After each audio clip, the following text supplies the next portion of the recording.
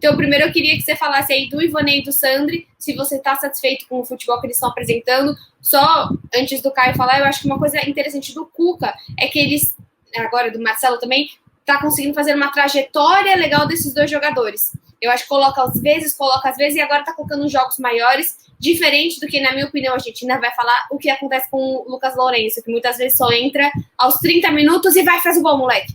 Então eu acho que pelo menos eles estão tendo um desenvolvimento um pouco mais correto, né? Que no Santos não acontece porque eles são super jovens, mas bom, essa foi a minha pergunta de 1 minuto e meio. Boa pergunta. Eu já vou dar a minha primeira na canela do Cuca, que não é nem tanto por conta do Lucas Lourenço. Eu acho que o Sandri e o Ivonei, primeiro que eles foram tardiamente utilizados, e acho que eles são mais utilizados porque o Cuca não tem outra saída. A gente sabe muito bem que o plano do Cuca não era ter nem Sandri, nem Balieiro, nem Ivonei, era ter o José Wellison, que hoje está no Botafogo. Então, assim, ele quer botar o cara, ele queria de qualquer jeito. Tanto é que, por exemplo, não foi mal no jogo contra a LDU, foi apenas ok, que foi o Alisson. Ele sempre vai estar na frente, por exemplo, do Sandri, do Ivonei, do Balieiro agora, porque agora ele voltou a ter mais condições. Eu não deixaria isso acontecer, mas para certas circunstâncias isso é importante. Então eu entendo, tá? Mas, por exemplo, eu acho que o mérito vai até a página 2, diria assim, do treinador, nesse caso. O Sandri, no primeiro vídeo, rasguei elogios a ele, né? Até fiquei muito triste depois dele ter quase sido vendido, né? O próprio Cuca, né? Falou que não contava com ele, mas acabou voltando atrás. Porque é complicado para um jogador que recém completou 18 anos, né? Que sempre foi muito bem elogiado por quem acompanha o Santos, por quem não é santista acompanha por razões profissionais. Um jogador conseguir dar a volta por cima, o Bel, não é fácil. Um garoto que tem apenas 18 anos, né? Pouco tempo de profissional, mas que joga numa posição muito difícil. O Sandri, ele é 5 ou é 8, ou seja, é primeiro volante ou segundo volante. E muitas vezes ele entrou para ser segundo volante ainda, com o Cuca. Não foi nem para ser primeiro volante, porque o Pituca quase não saiu. Isso é impressionante. O Pituca jogou 98% dos jogos do Santos. Só não jogou por conta do Covid. E o Pituca joga muito bem de 5, né? Então é bom a gente salientar isso. E o Sandri conseguiu se encontrar, né? Jogando de 8. A última partida do Santos contra o Atlético Paranaense, ele entrou com pouco tempo de jogo, mas em 10 minutos de jogo ele deu 2 ataques para o Santos. Ele gerou 2 oportunidades de gols, claro. 2 vezes com o Marinho, uma cabeçada do Marinho, que o goleiro até foi muito bem. Ele tem uma coisa que eu sempre elogio do Sandri, que é o pensamento rápido. Ele domina já sabendo o que ele tem que fazer. Ou seja, ele, por exemplo, é diferente do Pituca nisso. O Pituca ele precisa dominar, ajeitar o corpo, virar e realizar a ação. O Sandri ele pensa 2, 3 casas antes. Então, assim, e ele já tem a técnica apurada. Ele é um jogador técnico.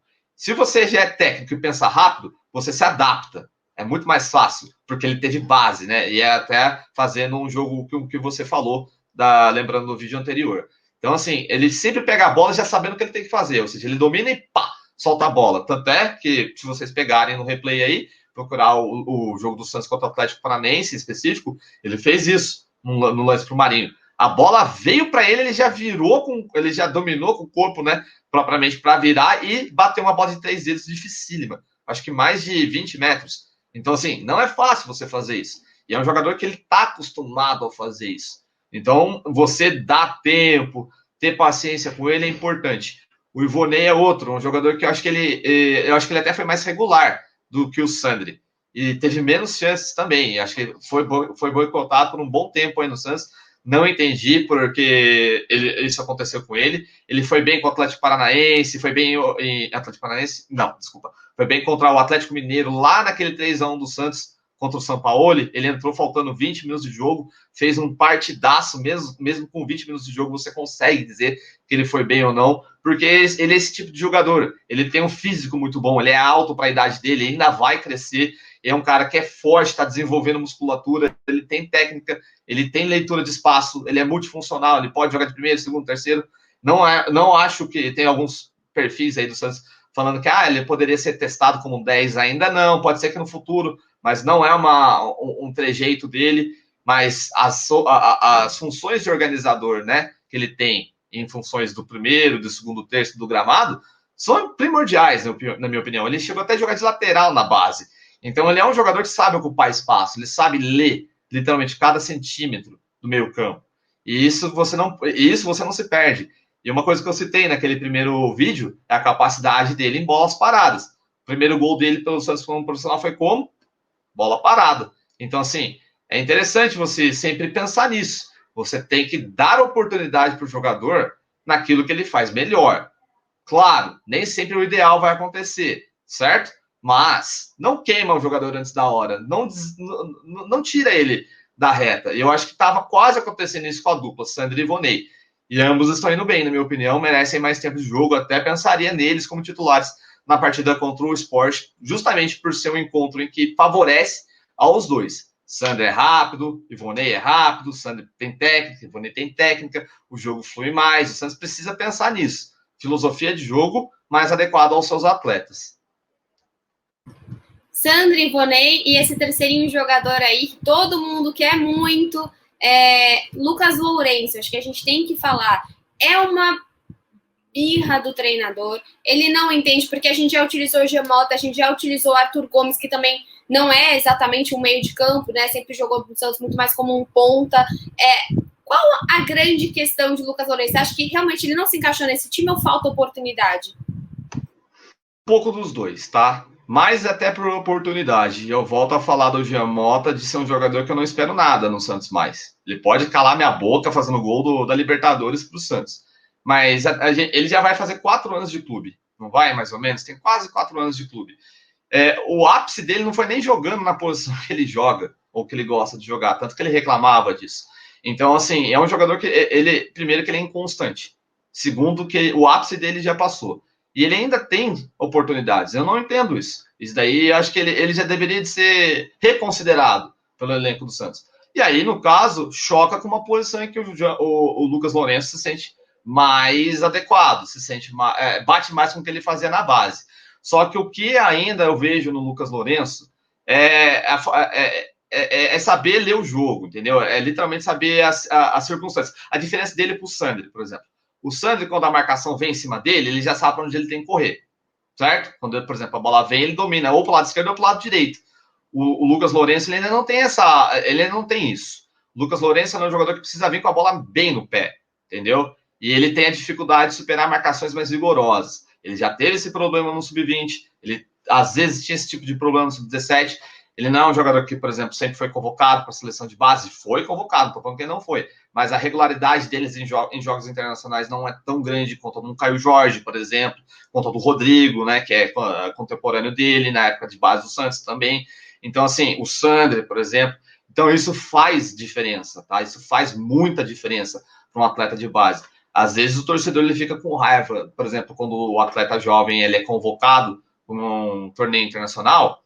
Muitas vezes é até bom para o atleta, tá? Muito jogador, ele se encontra na seleção porque o que ele vê ali, ele não vê no clube dele, entendeu? O Santos é um time que pouco faz amistosos internacionais com a base. O Santos é um time que pouco participa de torneios internacionais.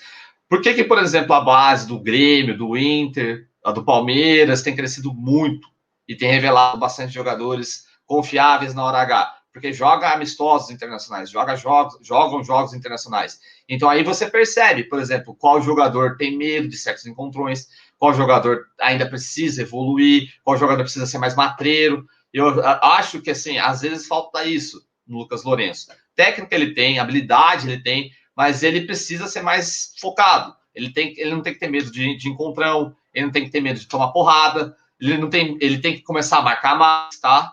Marcar mais não é, tô falando que ele tem que virar volante, que ele tem que parar de driblar, não é isso. Ele nem, o Lucas Lourenço ele vai ter a bola no pé dele por, sei lá, 10 minutos durante o jogo inteiro, se você for parar para pensar, menos até. E o que ele vai ter que fazer quando não tem a bola no pé dele? Tem que pegar a bola.